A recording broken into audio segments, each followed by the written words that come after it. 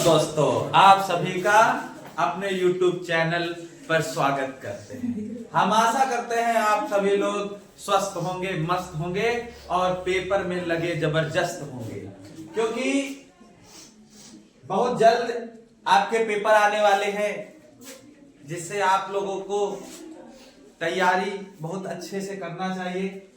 तो जैसे हमने कल एक पहला चैप्टर वैद्युत आवेश तथा क्षेत्र का रिवीजन कराया था, आज हम चालू करेंगे गॉस की प्रमेय। गॉस की प्रमेय में आपको पता है कि गॉस की प्रमेय से वैद्युत फ्लक्स या गॉस की प्रमेय या उसका अनुप्रयोग एक निश्चित आता है पेपर में, एक लॉन्ग क्वेश्चन में आता है और इससे ऑब्जेक्टिव क्वेश्चन मात्रक और विमा वैद्युत फ्लक्स से जरूर पूछता है। तो उसी श्रृंखला में हम आगे बढ़ते हुए उसी क्रम में, जैसे कल हमने बताया कि पहला चैप्टर रिवीजन किया गया था, आज जो है हम दूसरे चैप्टर का रिवीजन करेंगे, जिसमें हम पहली हेडिंग पढ़ेंगे भैया घन कोण। क्या होता है घन कोण? तो घन कोण देखो, हमने पहले ही बताया कि हम क्या कर लिए, पहले इनके नोट्स बना के आपके सामने लगा दिए ताकि समय कम लगे। तो पहली हेडिंग क्या है? घन कोण। लिखा है किसी गोलीय पृष्ठ का क्षेत्रफल गोले के केंद्र पर जितना कोण अंतरित होता है उसे ही उस पृष्ठ द्वारा केंद्र पर बना घन कोण कहते हैं। क्या कहते हैं? घन कोण कहते हैं। और इसे भैया ओमेगा से प्रदर्शित किया जाता है। किसी पृष्ठ द्वारा गोले के केंद्र पर अंतरित कोण को घन कोण कहते हैं और इसे ओमेगा से प्रदर्शित किया जाता है। फिर बच्चा क्या लिखा? यदि डीए क्षेत्रफल अर्थात इस अल्पांश का क्षेत्रफल हमने मान लिया कि डीए है, डीए क्षेत्रफल द्वारा केंद्र पर अंतरित घन कोण बच्चा क्या होता है? डी ओमेगा बराबर डीए अपान आर स्क्वायर। अब भैया इस वाले को आपको बहुविकल्पी के लिए याद करना होगा, क्योंकि फार्मूला डायरेक्ट पूछ लेता है। मात्रक की बात करें तो भैया मात्रक होता है स्टेरेडियन। क्या होता है? स्टेरेडियन। और एक स्टेरेडियन जो है, एक स्टेरेडियन अगर करना है तो हमें क्या करेंगे? यदि डीए बराबर क्या कर लिया? आर स्क्वायर, तो इसका मतलब डी ओमेगा बराबर आर स्क्वायर अपान में क्या हो जाएगा? आर स्क्वायर हो जाएगा। यही किसके बराबर हो जाता है? एक स्टेरेडियन के। कभी कभी आपसे स्टेरेडियन की परिभाषा, एक स्टेरेडियन की परिभाषा पूछ लेता है भैया। तो एक स्टेरेडियन की परिभाषा क्या होती है कि एक स्टेरेडियन वह घन कोण है, एक स्टेरेडियन वह घन कोण है जो त्रिज्या के वर्ग के बराबर क्षेत्रफल के केंद्र पर अंतरित करता है। अर्थात त्रिज्या के वर्ग के बराबर, त्रिज्या के वर्ग के बराबर क्या करता है? केंद्र पर अंतरित करता है। आगे चलते हैं भैया। अगर हम गोले के संपूर्ण पृष्ठ के लिए करें तो बच्चा डीए बराबर गोले के लिए क्या होता है? 4 पाई आर स्क्वायर। और फिर यहां पर जो डीए है यहां पर हम रख देते हैं 4 पाई आर स्क्वायर। आर स्क्वायर से आर स्क्वायर कैंसिल हो जाता है, तो ओमेगा बराबर हो जाता है 4 पाई स्टेरेडियन। 4 पाई स्टेरेडियन। ये ऑब्जेक्टिव क्वेश्चन एक बार आया हुआ है, ठीक है। अब करते हैं बच्चा गोले के, यही बताया गया कि गोले के द्वारा अंतरित कोण कितना हो जाता है? 4 पाई हो जाता है। अब बच्चा आगे पढ़ते हैं। आगे क्या है?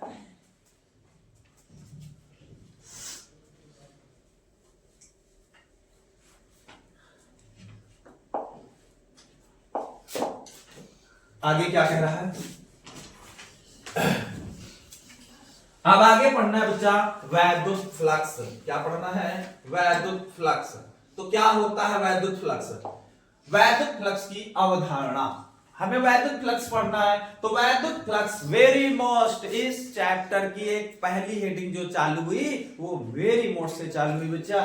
एक क्वेश्चन वैद्युत फ्लक्स से ऑब्जेक्टिव क्वेश्चन तो जरूर बनता है, या तो विमा पूछता है।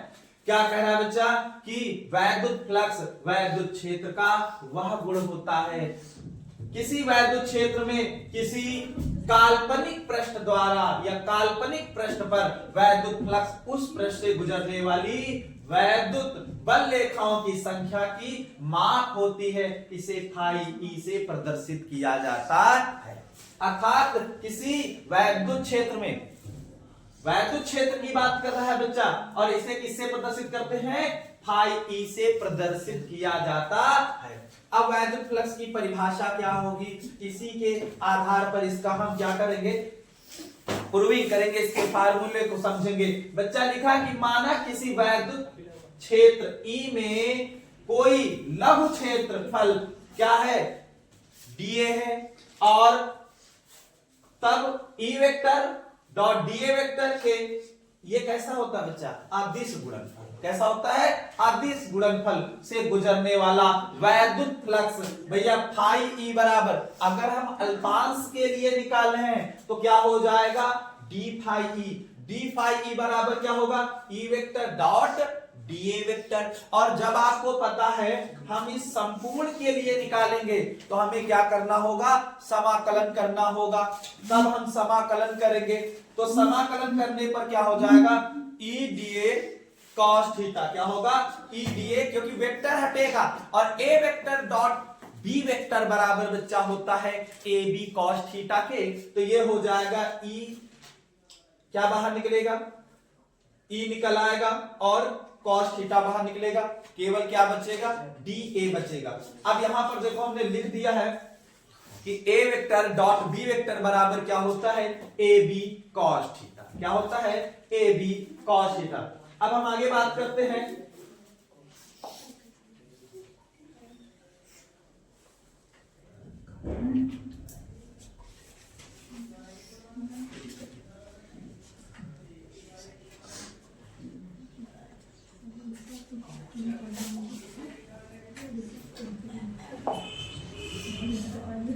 बच्चा यहां पर जब डीए का समाकलन करेंगे तो ए आ जाएगा, तो आपका फार्मूला हो जाता है भैया फाई ई बराबर ई ए कॉस थीटा। फाई ई बराबर ई ए कॉस थीटा। फार्मूला जरूर याद रखना है भैया। अब देखिए भैया, अगर हम मात्रक की बात करें तो ई का मात्रक न्यूटन प्रति कूलम, ए का मीटर स्क्वायर होता है, तो इसका मात्रक हो गया न्यूटन प्रति कूलम इंटू मीटर स्क्वायर। या दूसरा मात्रक, क्योंकि ई बराबर आपने पढ़ा था वी अपान डी, तो बच्चा एक मात्रक को और हो जाएगा, मीटर से मीटर कटेगा तो एक हो जाएगा वोल्ट मीटर हो जाएगा, क्योंकि मीटर वाला एक मीटर कट जाएगा तो वोल्ट मीटर हो जाएगा। अगर हम बात करें इसके विमा की तो बच्चा ये इसकी विमा हो जाएगी एम एल की घात 3 टी की घात -3 और ए की घात -2 हो जाएगी। और बच्चा यहाँ याद रखना है कि जो वैद्युत फ्लक्स है वो एक अदिश राशि है। कैसी राशि है, एक अदिश राशि है। अब हम इसके नोट पॉइंट की बात करते हैं। अक्सर बच्चा 1 नंबर का क्वेश्चन पूछा जाता है कि वैद्युत फ्लक्स धनात्मक कब होगा, ऋणात्मक कब होगा,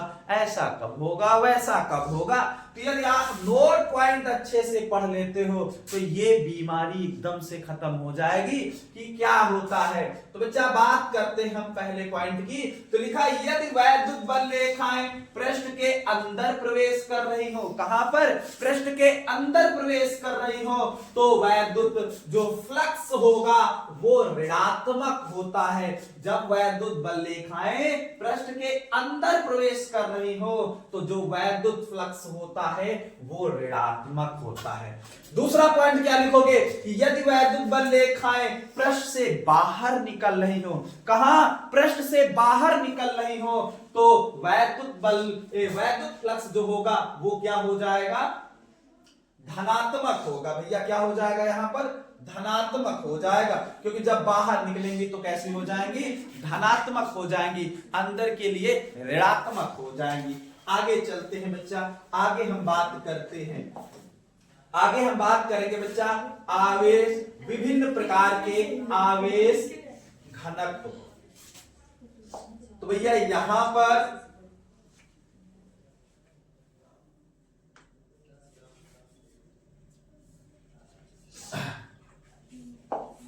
क्या लिखा है बच्चा, विभिन्न प्रकार के आवेश घनत्व। विभिन्न प्रकार के आवेश घनत्व। बच्चा सबसे पहले तो हम बात करेंगे किसकी, आवेश घनत्व 3 प्रकार के होते हैं। आवेश घनत्व कितने प्रकार, क्योंकि प्रकार इसके कितने होते हैं बच्चा, 3 प्रकार के होते हैं। कौन कौन से, पहला आपका पढ़ना है बच्चा रेखीय आवेश घनत्व। क्या पढ़ना है, रेखीय आवेश घनत्व। परिभाषा पढ़ेंगे बच्चा, किसी चालक तार की एकांक लंबाई पर वितरित आवेश को रेखीय आवेश घनत्व कहते हैं। इसे लेम्डा से प्रदर्शित किया जाता है बाबू, किससे प्रदर्शित किया जाता है, लेम्डा से प्रदर्शित किया जाता है। क्या आपको अभी भी कहीं समस्या है, हम एक एक पॉइंट आपको बताने की कोशिश कर रहे हैं। बच्चा आप भी अच्छे से मेहनत करते रहिए ताकि इस श्रृंखला को हम अच्छे से पूरा कर पाए और आप लोगों को इससे लाभ भी मिले। तो बच्चा हम बात करते हैं रेखीय आवेश घनत्व की। अभी बताया, इसकी परिभाषा पढ़ ली गई। अब बच्चा यदि किसी चालक तार की लंबाई L हो पर, चालक तार की लंबाई क्या हो बच्चा, L हो, और जो उस पृष्ठ पर वितरित आवेश है वो बाबू कितना हो, यदि Q हो तो फार्मूला आपका बन जाता है लेम्डा बराबर Q अपान L। और यहां जरूरी बात है कि मात्रक आपसे पूछ लेता है, लेकिन जब आपको फार्मूला नहीं पता होगा तो आप यहां पर मात्रक नहीं बता पाओगे। तो क्या होता है, कूलाम बटे मीटर। अब बात करते हैं आवेश का पृष्ठ घनत्व। भैया किसी चालक के एकांक पृष्ठ क्षेत्रफल पर वितरित, अब बच्चा देखो यहां पर एकांक लंबाई की बात हुई, यहां पर एकांक क्षेत्रफल की बात हुई, बाकी सेम टू सेम है परिभाषा, कुछ अलग नहीं है, कुछ भी नहीं अलग है। तो बच्चा क्या बताया कि वितरित आवेश को क्या कहते हैं, आवेश का पृष्ठ घनत्व कहते हैं। इसे सिग्मा से प्रदर्शित किया जाता है बच्चा, और चालक का क्षेत्रफल यदि A हो और वितरित आवेश क्या हो, Q हो, तो सिग्मा बराबर हो जाता है Q अपान में A।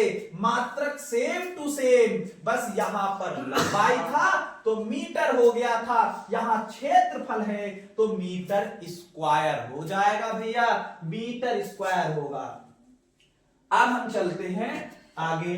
भैया क्या कह रहा है, क्या कह रहा है,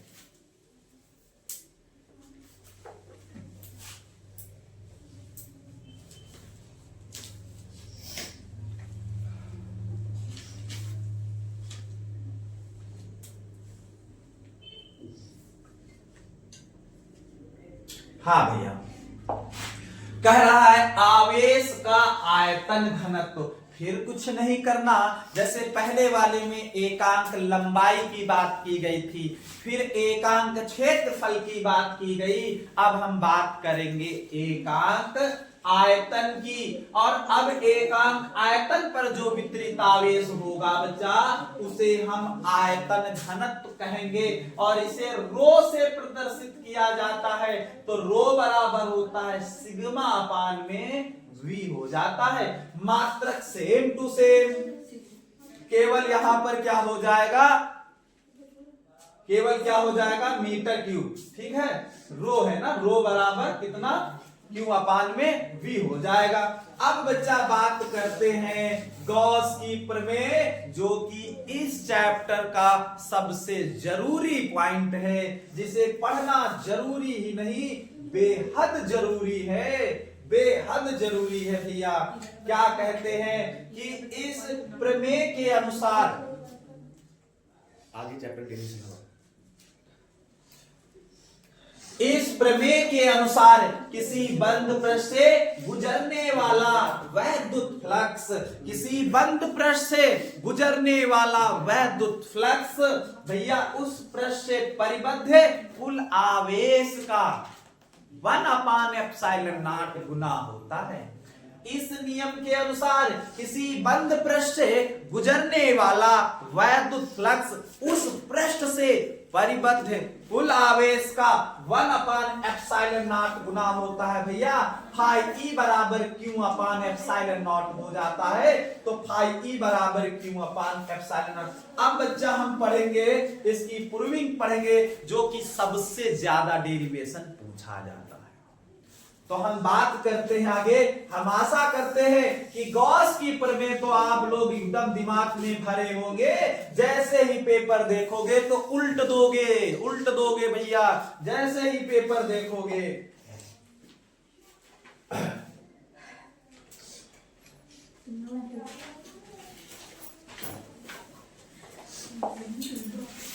बच्चा क्या लिखते हैं कि माना कि एक बिंदु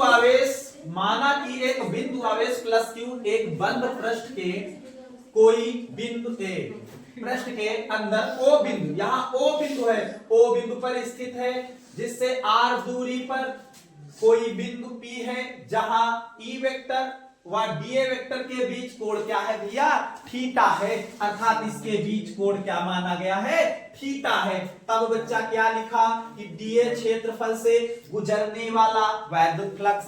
अभी पढ़ा गया बच्चा कि जब अल्पांश होता है तो d फाई ई बराबर DA cos थीटा हो जाता है। तो बच्चा यहां पर पहले ये समझना है, ये वैद्युत फ्लक्स से आया है, अभी पढ़ाया गया था। क्या होता है? d फाई ई बराबर E vector dot DA vector होता है, और जब वेक्टर हटता है cos थीटा आ जाता है, तो d फाई ई बराबर क्या हो जाएगा? E DA cos theta. अब बच्चा वैद्युत क्षेत्र के लिए E बराबर क्या होता है? 1/4 पाई एप्सिलॉन नॉट Q बटे R स्क्वायर। अब बच्चा यहां पर हम क्या करेंगे? फाई ई बराबर ये, क्योंकि यहाँ E है तो E की जगह पर हम ये वाला मान पुट कर देंगे। तो बच्चा यहाँ पर हो जाएगा Q/4 pi epsilon not DA cos theta upon में क्या आ जाएगा? R square. इसे हम मान लेते हैं समीकरण 1 कर लेंगे। अब बच्चा देखो यहाँ पर क्या होता है। अब एक फार्मूला घन कोण से और होता है बच्चा, d ओमेगा बराबर होता है DA cos थीटा बटे R स्क्वायर। तो बच्चा जहां इतने की जगह पर समीकरण 1 में हम क्या रख सकते हैं? d ओमेगा रख सकते हैं। तो बच्चा संपूर्ण पृष्ठ से गुजरने वाला वैद्युत फ्लक्स, पहले हम क्या करें? ध्यान से समझिए बच्चा इस डेरिवेशन को। पहले हम वैद्युत फ्लक्स निकाले, फिर वैद्युत क्षेत्र निकाले, और जब ये निकाल लिए दोनों, तो आपको पता है कि हम यहाँ पर वैद्युत क्षेत्र मतलब गॉस की प्रमेय में वैद्युत फ्लक्स में हम क्या रख सकते हैं? वैद्युत क्षेत्र का मान रख सकते हैं। हमने रख दिया। फिर बच्चा आपको पता है d ओमेगा बराबर होता है DA cos थीटा बटे R स्क्वायर। तो यहाँ d ओमेगा इतने की जगह पर मान पुट किया जा सकता है। अब बच्चा हम निकालेंगे संपूर्ण पृष्ठ के लिए। जब हम संपूर्ण पृष्ठ के लिए निकालेंगे तब क्या होगा भैया?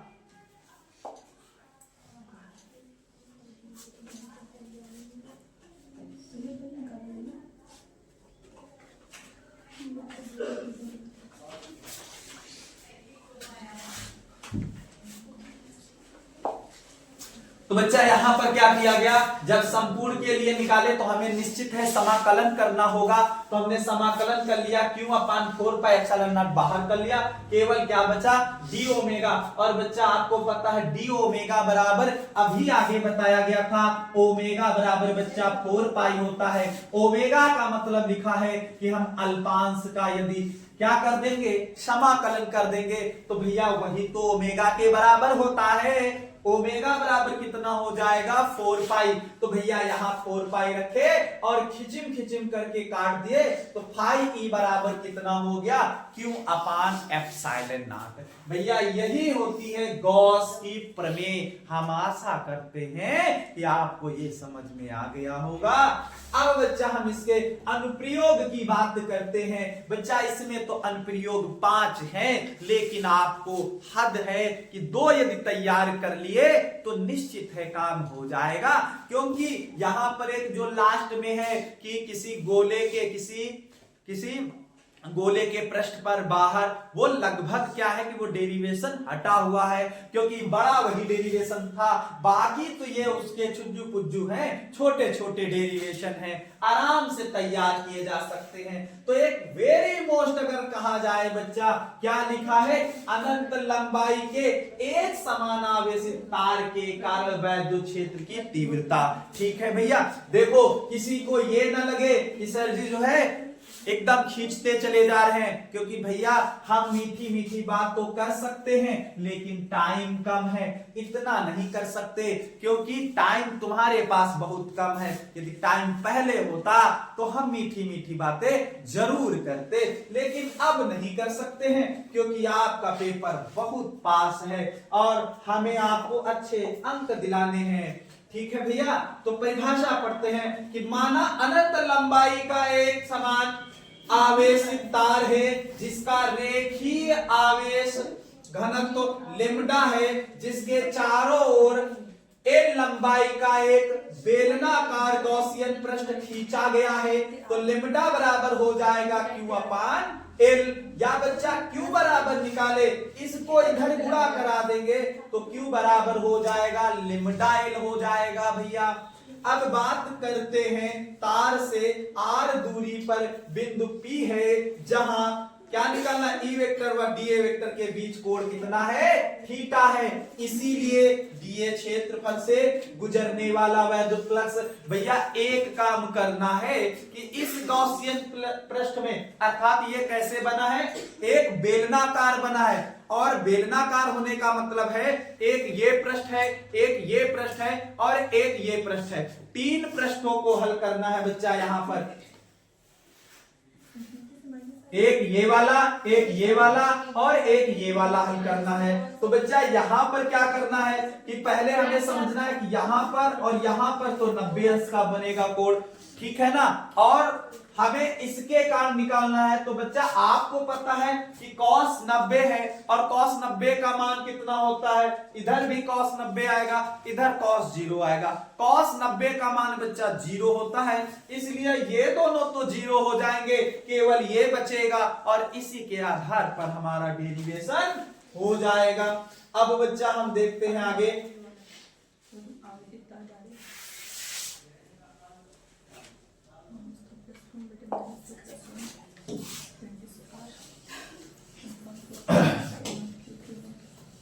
क्या लिखा है भैया, लिखा गया है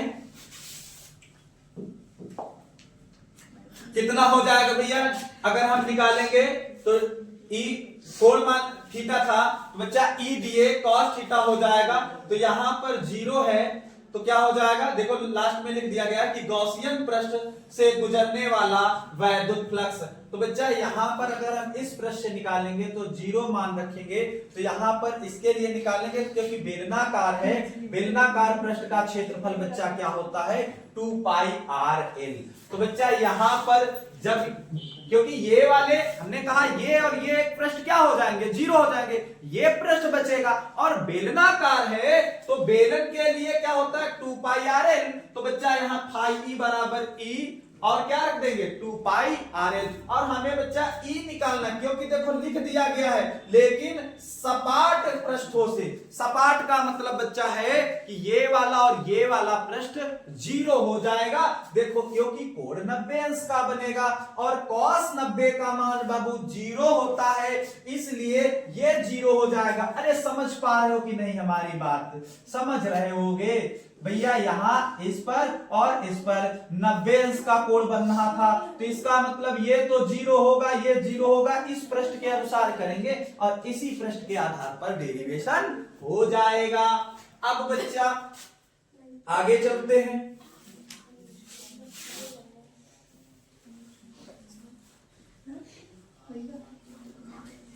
अच्छी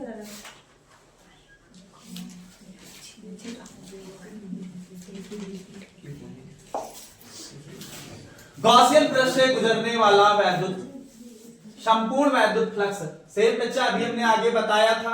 अब यहां पर क्या कर लेते हैं, जहां पर फाई ई है वहां फाई ई बराबर क्यू अपान एप्सिलॉन नॉट रख लेंगे बच्चा, यहां पर क्या कर लेते हैं क्यू अपान एप्सिलॉन नॉट रख देंगे, और ई निकालना है तो बच्चा ई बराबर इसको इधर त्रिज्या गुणा करा देंगे और क्यू बराबर अभी यहाँ पर बच्चा ये निकाला गया था मान पुट कर देंगे तो यहाँ पर क्या कट जाएगा, क्या कुछ कटेगा, क्या हो जाएगा बच्चा, L से L कट जाएगा, जो बच गया उसको रख लेते हैं और यहाँ पर या तो 2 से गुणा करा दो, अगर 2 से गुणा करा देंगे तो यहाँ हो गया 4 पाई एप्सिलॉन नॉट और क्या हो जाएगा E बराबर 9, मान कितना होता है 9 इंटू 10 की घात 9। बच्चा अब ये वाला डेरिवेशन अनंत विस्तार की समतलावेशित अचालक चादर के निकट वैद्युत क्षेत्र की तीव्रता, बच्चा ये वाला जो अभी हमने बताया है और ये वाला दोनों करीब करीब सेम टू सेम है, दोनों सेम टू सेम है, बहुत अंतर नहीं है। तो आप लोग इस डेरिवेशन को खुद लगाओगे, अगर ये समझ लिए होंगे तो ये तो बहुत आराम से हो जाएगा।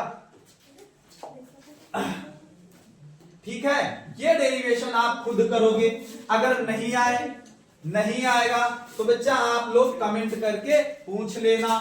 आगे चलते हैं बच्चा, यहां पर क्या है, अब ये वाला डेरिवेशन क्या कोई डेरिवेशन है? अरे नहीं भैया, ऐसे डेरिवेशनों में आपको समस्या नहीं लेनी है। कह रहा आवेश चालक के ठीक बाहर वैद्युत क्षेत्र की तीव्रता, तो बच्चा यहाँ पर इसमें क्या करना है, एक ये पृष्ठ है और एक ये पृष्ठ है, बच्चा इन दोनों पृष्ठों के लिए निकालना है, एक बार इसके कारण एक बार इसके कारण। तो बच्चा पृष्ठ के लिए चादर के कारण अभी निकाला गया, इसके पहले वाला जो था उसमें था फार्मूला निम्न होगा बच्चा, E1 बराबर क्या हो जाएगा सिग्मा अपान 2 एप्सिलॉन नॉट इस पृष्ठ के कारण और दूसरे वाले के कारण बच्चा E2 के कारण निकल आएगा। और फिर क्या करेंगे बच्चा, दोनों एक ही दिशा में है, अर्थात E1 वेक्टर और E2 वेक्टर दोनों एक ही दिशा में है, इसलिए दोनों को जोड़ देंगे और बच्चा E बराबर जब जोड़ा जाएगा sigma upon 2 epsilon not plus sigma upon 2 epsilon not, अगर जोड़ेंगे बच्चा E बराबर क्या आ जाएगा सिग्मा अपान एप्सिलॉन नॉट, जो कि बच्चा पेपर के लिए ये फार्मूला कई बार पूछा गया है। तो बच्चा इस चैप्टर से गॉस की प्रमेय से जितने मोस्ट टॉपिक थे हमने अच्छे से समझा दिया। अब अगले वीडियो में आपको हम मिलेंगे वैद्युत विभव के साथ में। तो आप लोग, हम आशा करते हैं कि आप लोग ये 2 वीडियो के जो हमने टॉपिक पढ़ाए हैं, इसके पहले वाले टॉपिक में पढ़ाया था वैद्युत क्षेत्र का और दूसरे में पढ़ाया गया बच्चा गॉस की प्रमेय, ये अच्छे से रिवीजन कर लोगे। आगे वाले वीडियो में हम मिलते हैं वैद्युत विभव के साथ।